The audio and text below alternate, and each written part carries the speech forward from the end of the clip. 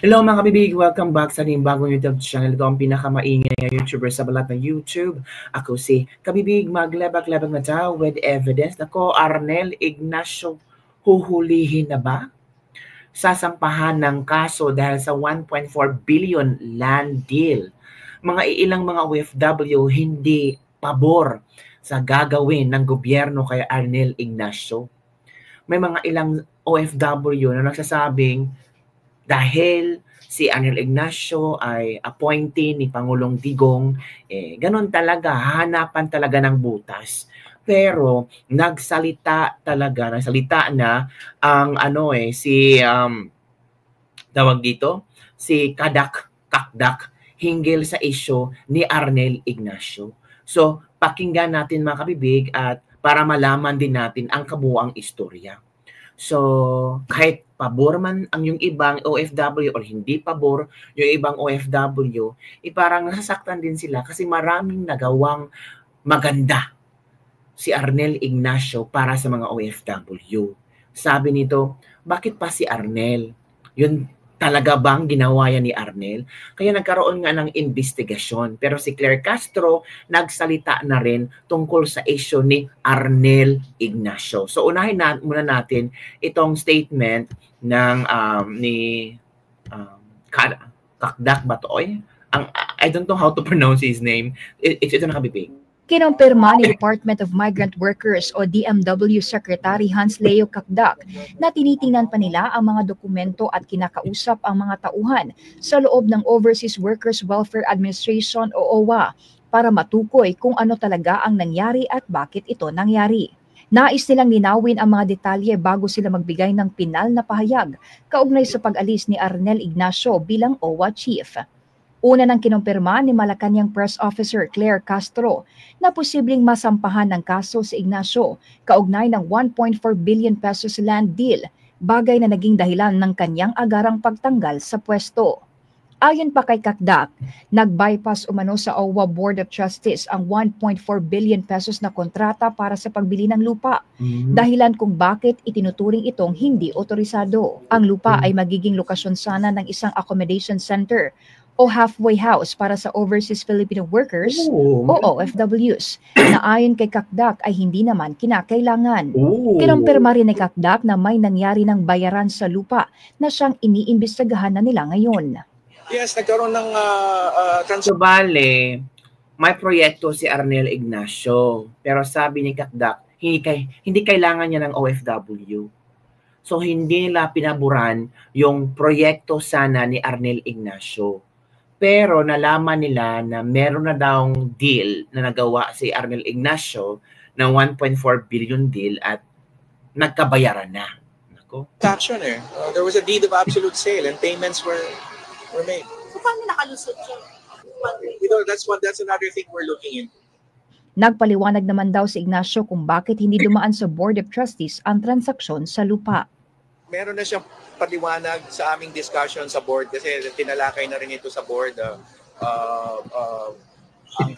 But siguro I will save that for the proper time na pagka may mga conclusions na tayong nakita kasi sinusuri din natin yung kanyang mga dahilan. But of course, sa pananaw ko ay kulang yung mga dahilan na yon kaya nag-report na ako kay Presidente. Ngayon nawala na si Ignacio, sabi ni Kakdak, mas bukas na at mas malaya na raw silang tumingin at sumuri sa mga dokumento at kumausap sa mga tao para matukoy kung sino ang sangkot sa pagbili ng lupa. Bukod kay Ignacio, wala pa naman anyang mga tauhan ng OWA ang natanggal o nasuspende dahil sa hindi otorisadong transaksyon. Samantala, itinalaga na bilang bagong OWA administrator si Migrant Workers Undersecretary Patricia Yvonne Caunan, isang veteranong abogado na eksperto sa labor, civil, administrative at criminal law. Matatandaan naman na si Ignacio ay itinalaga bilang OWA Chief noong 2022 sa huling taon ng administrasyon ni dating Pangulong Rodrigo Duterte. Para sa Diyos at Pilipinas. So yun kabibig, yun pala ang nangyari. Kasi people are asking, ano ba yung 1.4 billion land deal? Para saan ba yan gagamitin ni Arnel Ignacio? So meron akong video nakalap mga kabibig, panoorin natin ha. Ito pala sana ang plano ni Arnel Ignacio tungkol sa land sa lupa na iyan. So pakinggan natin mga kabibig ha ito. Plano niya para sa isang tinatawag na halfway house o accommodation sana sa mga OFWs bunsod nung nangyaring pandemya kung saan maraming umuwi na OFW.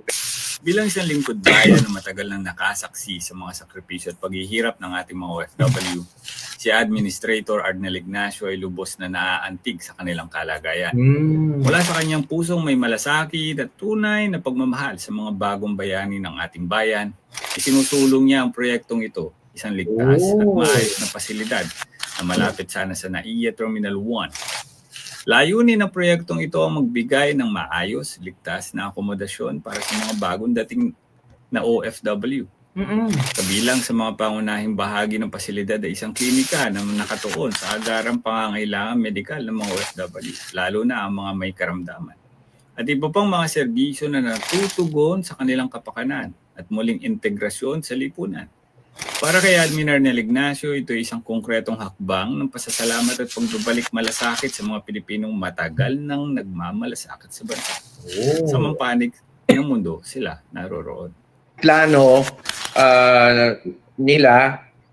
niya para sa isang tinatawag na halfway house o accommodation sana sa mga OFWs bunsod nung yun pala ang plano ni Arnel Ignacio, mga kabibig. Magandang plano naman, di ba, mga kabibig? Lalo na yung mga OFW na uuwi pa ng probinsya, so kailangan pa magstay ng mga ilang araw kasi naghahanap ng murang ticket. So, meron silang ma-stayhan na libre. So, or bunsod for example, magkaroon ng pandemya or whatsoever, uuwi ang OFW or di ba during COVID kung uuwi ang OFW need nilang i-in-house sa mga hotel. So in case na magkaroon ng pandemya, so no need na gumastos ang pamahalaan para sa pagbayad ng mga hotel, kundi doon na sa plano ni Arnel Ignacio na isang building or I don't know kung ilang building ba ito, para doon i-in-house ang mga OFW in case na may mga ganun or hindi lang pandemic kundi may mga emergencies or so kung ano-ano mga kabibig na related sa mga OFW. Diba? Yan ang totoong plano pero hindi na matuloy. Ang worst pa, ginawan pa ng issue sa mga bangag. Ito sinabi ni April Ampong. Maganda ang plano niyan, lalo na sa mga taga-malalayong lugar na di kayang mag-hotel. Isa na ako doon, sana mailagay siya sa ibang pwesto sa gobyerno, huwag naman nilang tanggalin ang totoong nagsiservisyo. Ito pa, ako ay isang distressed OFW, ako ay isa sa kanilang tinulungan. Pag-uwi namin ay hating gabi na at inaalala pa nila kung saan tutuloy ang mga kababayan natin kasi nag-rent pa sila ng hotel para matuluyan ng mga OFW na pauwi ng probinsya. Kung matuloy yan ang magandang proyekto sana. So, parang hindi na matutuloy kasi nagkaroon na nga ng di umano. Alam nyo, pinaiimbestigahan pa naman to. Ito pa. Sabi ni Erogeram at Rom Yarik, binabaliktad ang pangalan. Tama naman kasi dapat gano'n naman talaga. Si Arnel Ignacio may mabuting puso talaga yan. Namatay yung bayaw kong bodyguard na Bobby Equival, chairman ng AMDA, inambush ang bayaw ko. Si Arnel Ignacio pumunta yan sa lamay ng bayaw ko at nagbigay ng tulong para sa aking kapatid na naulilan sa asawa. May pusong totoo yan si Arnel Ignacio at totoong may malasakit. Ito yung mga komento ng ating mga netizen. Yung iba naka-experience kung paano sila, kung paano ginampanan ni Arnel Ignacio ang kanyang tungkulin. Badly needed po yan, lalo na sa mga nag-aayos ng papers, pabalik na Hender afford kahit transient. Sana ipatuloy yan. Napakamahal po ng transient, 500 pesos yan na yan na yung mura per day. Po, may mga OFW na, doon lang tayo sa sa proyekto ng gobyerno na mura lang or libre tirahan para sa mga OFW, lalo na kung magpaprocess pa ng papers. So maganda talaga yung kabibig. Maganda ang plano ni Arnel Ignacio. Nice sana yun, sir, para sa aming mga OFW, lalo na yung uuwi sa probinsya na delayed ang flight. Yes po. Yun talaga. Sana yung gusto ni Arnel Ignacio. So, ito naman ang komento ng Malacanang hinggil sa issue ni Arnel Ignacio. Nagsalita na ang spokesperson ng Malacanang na si Claire Castro hinggil dito. So pakinggan natin. Latest po sa OWA after ng pagkakatanggal kay Mr. Arnel Ignacio. Is there any development sa agency? Opo, sinabi po natin na si former OWA Administrator Arnel Ignacio, hindi po siya nag-resign, siya po ay tinanggal. Dahil sa mga anomalyang nabanggit na po ito ni Secretary Hans Kakdak. At maliban po dyan, mayroon pa pong isa na makakasama, ang Deputy Director na si Emma Sinclair. Pareho po silang tinanggal, hindi po sila pinag-resign.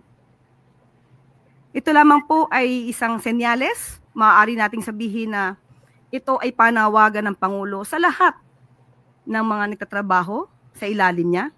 Nagampanan ninyo ang inyong trabaho. Huwag tanggalin ang pangluloko o lokohan. Ano nyo? Hindi ka kasali? Dapat sana kami.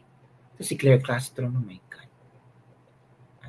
Sa inyong pagtatrabaho dahil hindi po sa inyong pagtatrabaho, ikaw, nagtatrabaho ka under the government, kasali ka. Himang Pangulong, tanggalin kayo sa pwesto. Hala, ikaw dahil pwede ka ring matanggal. Huwag kang asyumera na hindi ka matanggal. Huwag kang asyumera na permanente ka dyan hanggang matapos ang termino ni Pangulong Bongbong Marcos. Grabe na, no? Tapos, nila, parang hindi ka kasali. So ano ka? Special.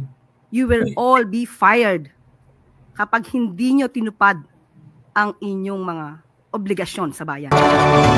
You will all be fired. We will all be fired if we were not making our job. Diba? Grabe, confident siya nga nga sila, hindi siya kasali. Ano ba yan?